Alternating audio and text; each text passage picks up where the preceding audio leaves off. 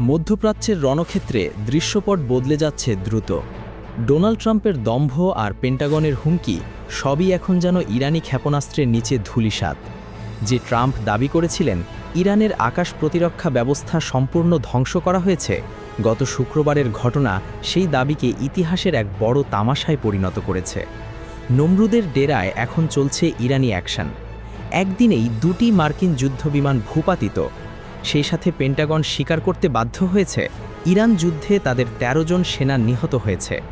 আজ আমরা বিশ্লেষণ করব কিভাবে ইরান একাই যুক্তরাষ্ট্র ও ইসরায়েলের যৌথ শক্তিকে কাঁপিয়ে দিচ্ছে। এতদিন যুক্তরাষ্ট্র ক্ষয়ক্ষতির খবর চেপে রাখার চেষ্টা করলেও এবার মুখ খুলতে বাধ্য হয়েছে পেন্টাগন। তাদের সবশেষ হিসাব অনুযায়ী চলমান যুদ্ধে অন্তত ১৩ জন মার্কিন সেনা নিহত হয়েছেন। তবে নিহতের সংখ্যার চেয়েও ভয়াবহ হল আহতের তালিকা।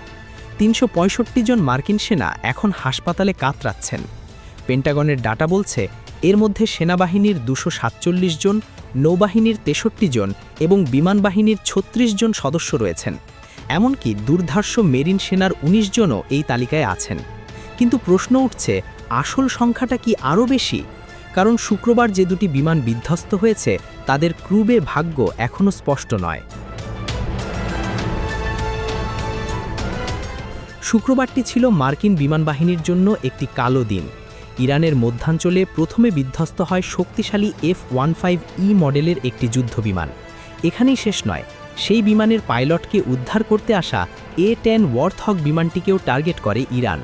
হরমুজ প্রণালীর কাছে পারস্য উপসাগরের নীল জলে আছড়ে পড়ে সেটি। ইরানের খাতাম আল আনবিয়া কেন্দ্রীয় সদর দপ্তরের মুখপাত্র ইব্রাহিম জুলফাগারি স্পষ্ট জানিয়ে দিয়েছেন, এটি কোনো দুর্ঘটনা নয়, বরং ইরানের নিজস্ব নতুন উন্নত প্রতিরক্ষা ব্যবস্থার কারিশমা। ট্রাম্পের দাবিকে মিথ্যা প্রমাণ করে ইরান দেখিয়ে দিয়েছে তাদের আকাশসীমা এখনও অপরাজেয়।